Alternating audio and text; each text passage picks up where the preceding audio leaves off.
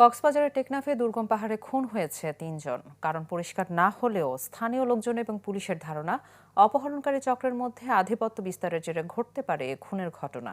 এ ঘটনায় এখনো কেউ ধরা পড়েনি।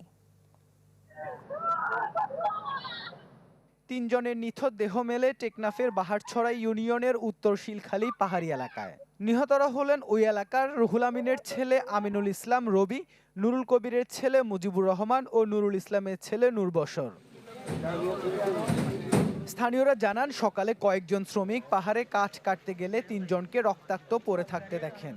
এই সময় রবি ও মুজিবের মৃত্যু হলেও প্রাণ ছিল নূর বশরের। পরে তাকে উদ্ধার করে কক্সবাজার সদর হাসপাতালে নিলে চিকিৎসক মৃত ঘোষণা করেন। তবে ঘটনাস্থলে নূর বশরের প্রাণ থাকলেও কথা বলার মতো অবস্থা ছিল না তার।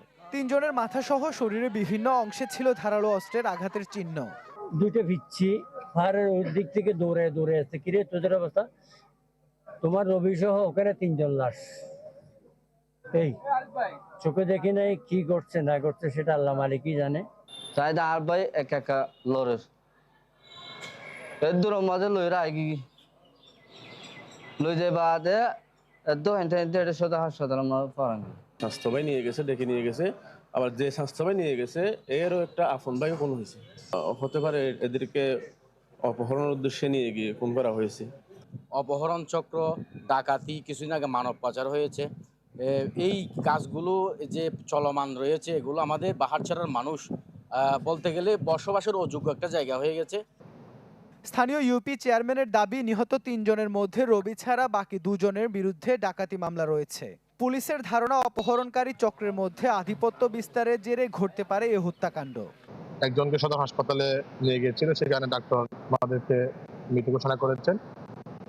আর একজনকে আমরা এখান থেকে উদ্ধার করে আমরা হাসপাতালে নেওয়ার জন্য চেষ্টা করেছিলাম। অপহরণকারী ডাকাত দলের সদস্যদের মধ্যে আন্তঃকোন্দলের কারণে নিজেরা টাকা পয়সা ভাগ-বটোয়ারা নিয়ে নিজেদের মধ্যে মারামারিতে 3 জন নিহত হয়েছে। এরা কুখ্যাত ডাকাত অপহরণকারী চক্র।